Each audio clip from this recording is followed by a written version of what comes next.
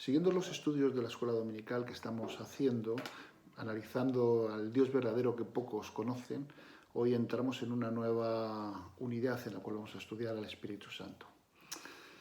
¿Por qué estudiarlo? ¿Por qué estudiar al Espíritu Santo? Pues porque es bíblico, porque es práctico, porque está en toda la Biblia. El plan de Dios para nosotros es que hagamos su obra bajo el poder del Espíritu Santo.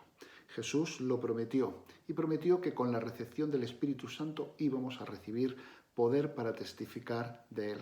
Hechos 1:8. Yo creo que son buenas razones. Vayamos por el principio.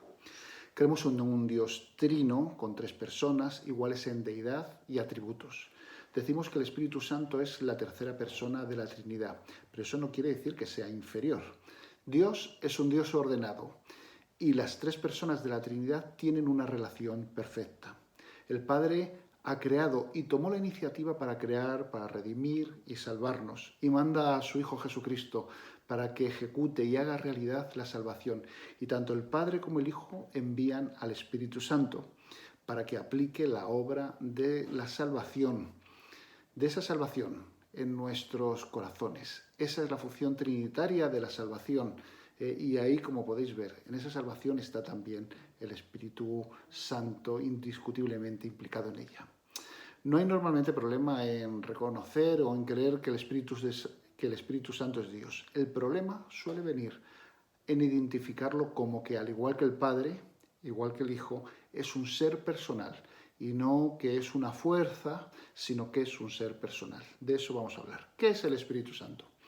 Vamos a estudiarlo ahora. No es un desconocido, pero a veces le conocemos de una manera deformada, diría yo. Pero lo que vamos a tratar de presentarlo por esa razón es tal cual lo encontramos en la Biblia y cómo nos enseña. Vamos a recordar que es una persona, un ser personal, no algo etéreo o inalcanzable. Le veremos como la verdadera presencia del Dios omnipotente y por último también consideraremos que es un agente activo de Dios. El Espíritu Santo es un ser personal. Nos preguntamos, ¿hay que tener cuerpo para ser persona? El problema que hay aquí, cuando estamos hablando de este tema, es ese antropomorfismo que tenemos en nuestra mente cuando estamos pensando en Dios. Queremos siempre reducirlo a lo que nuestras mentes pueden entender. Hablar de Dios Padre es fácil, y hacernos una idea de él. Algunos se lo imaginan como ese anciano de barbas que está en un trono en el cielo moviéndose por ahí. El Hijo, que hemos leído cómo comía, se relacionaba, pues también nos es fácil imaginarlo. Pero ¿qué pasa con el Espíritu Santo? El Espíritu Santo es un poquito más complicado. Además, como tenemos esa imagen trinitaria del bautismo de Jesús en el que aparece, desciende como una paloma, pues a veces nos creemos que es una paloma, o si no, jugando con los nombres, ya sabéis que en griego es neuma y en hebreo es ruach, que significa a la vez viento y espíritu, pues con esa polisemia terminamos pensando que es un viento extraño, un vientecillo o quizá un gran viento poderoso, una fuerza que dirían algunos. Pero el Espíritu Santo no es una fuerza sin más, el Espíritu Santo es un ser personal. Tiene tres cosas que constituyen a un ser personal. Tiene voluntad, tiene intelecto y tiene emociones. En las relaciones con las personas, conocer más a una persona no es conocer más su cuerpo, sino su realidad espiritual. La Biblia nos presenta al Espíritu Santo como alguien al que afectamos, con quien podemos hacer cosas, con quien nos relacionamos. Alguien que recibe, alguien que da. Vayamos a verlo. El texto que vamos a usar hoy principalmente está en 1 Corintios 2, versículos 10 y 11. Os lo leo. Esas son las cosas que Dios nos ha manifestado por medio del Espíritu, pues el Espíritu lo examina todo, hasta las cosas más profundas de Dios. ¿Quién entre los hombres puede saber lo que hay en el corazón del hombre, sino el Espíritu que está en el interior del hombre?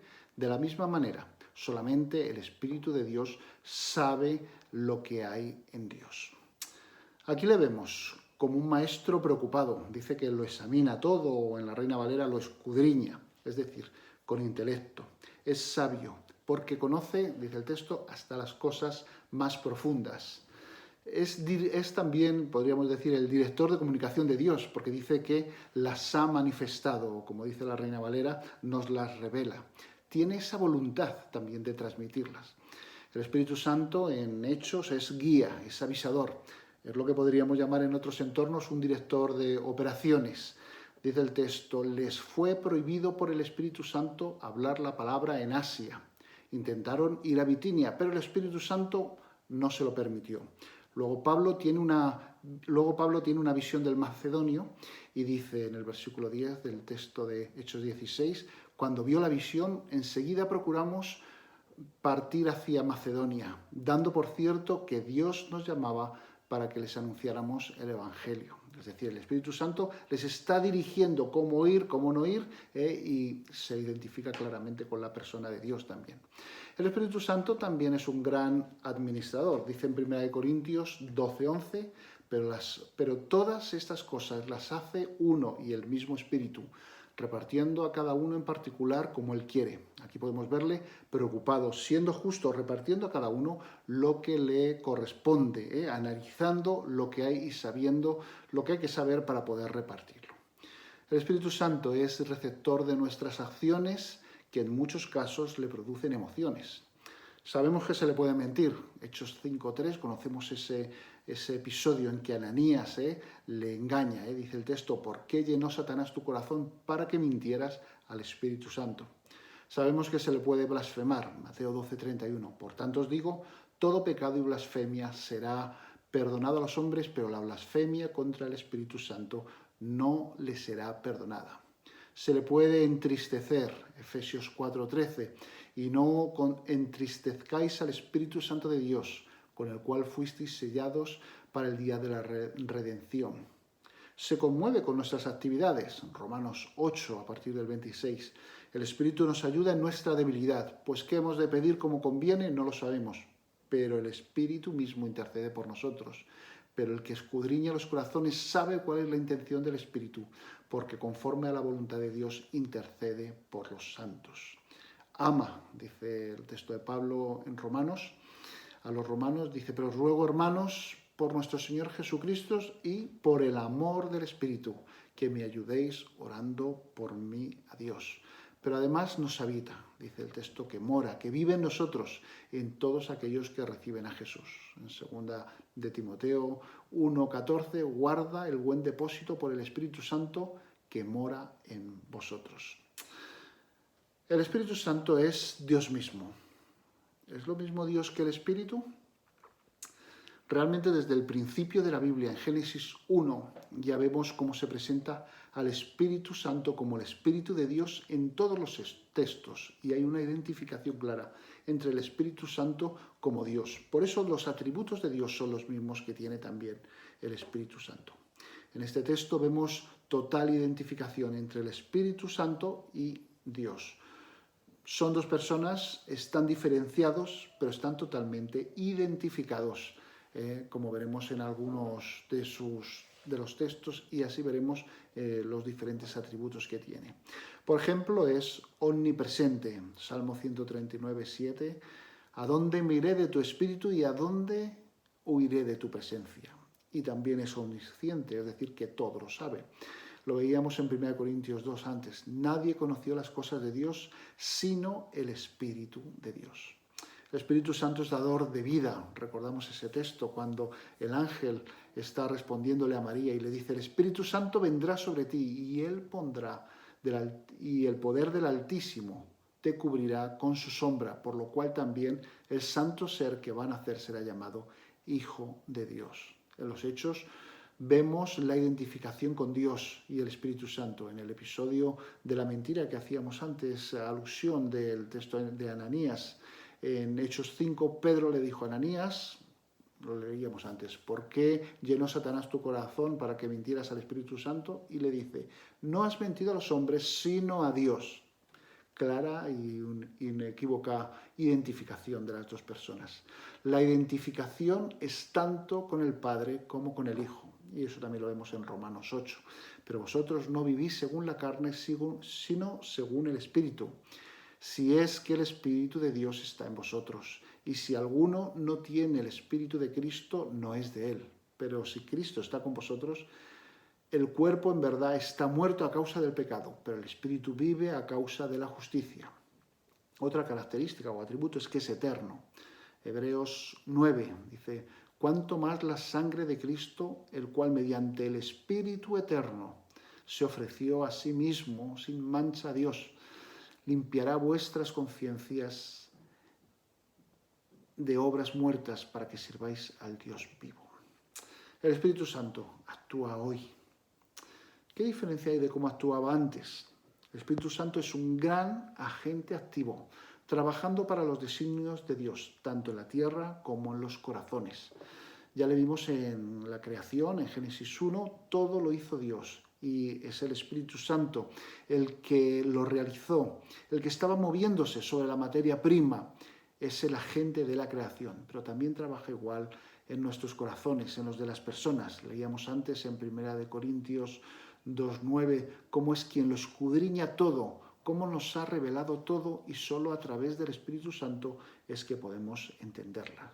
Nos ayuda a entender la palabra. Pero el hombre natural no percibe las cosas que son del Espíritu de Dios, porque para él son locura, y no las puede entender, porque se han de discernir espiritualmente. Así que en todo el proceso de salvación, el Espíritu Santo es un agente activo, llevando a cabo la salvación que Dios nos ha dado a través de Cristo. En Juan 15, 1 al 8, en la parábola de la vid verdadera, vemos una ilustración de cómo el Espíritu Santo es un agente activo y el propósito del Padre es que la vid se reproduzca en nosotros. El Espíritu Santo, pues, es la savia que nos traspasa la vida. Cristo nos lo prometió. Pero cuando venga el Consolador, a quien yo os enviaré del Padre, el Espíritu de verdad, el cual procede del Padre, Él dará testimonio acerca de mí. Pero yo os digo la verdad, os conviene que yo me vaya, porque si no me voy, el Consolador no vendrá a vosotros. Pero si me voy, os lo enviaré, y cuando Él venga, convencerá al mundo de pecado, de justicia y de juicio. De pecado por cuanto no creen en mí, de justicia por cuanto voy al Padre y no me veréis más. Pero tenemos que tener en cuenta que todos los dones, las gracias, los regalos de Dios vienen por el Espíritu. 1 Corintios 12, pero todas estas cosas las hace uno y el mismo Espíritu, repartiendo a cada uno en particular como Él quiere. Actúa hoy. Conocerlo no es una opción, ya que, como hemos visto, conocerle a Él es conocer a Dios mismo. Y es mediante el Espíritu Santo que Dios actúa y expresa tal y como lo hace una persona. Por resumir lo que hemos visto en que podemos conocer que el Espíritu Santo es en verdad una persona porque Él posee una mente, posee emociones, posee una voluntad. El Espíritu Santo piensa y sabe. El Espíritu Santo puede ser afligido. Intercede por nosotros. Hace decisiones de acuerdo a la voluntad de Dios. El Espíritu Santo y de acuerdo a su voluntad. El Espíritu Santo es Dios, es la tercera persona de la Trinidad.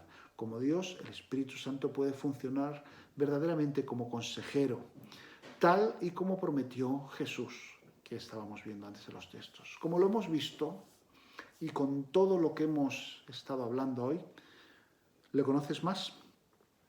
Pues entonces, si es así, conoces más a Dios. Él, esperamos que te inspire, que fije estos conocimientos en tu mente, para que nuestra voluntad se rinda ante la suya, como un acto de fe y de confianza al Señor.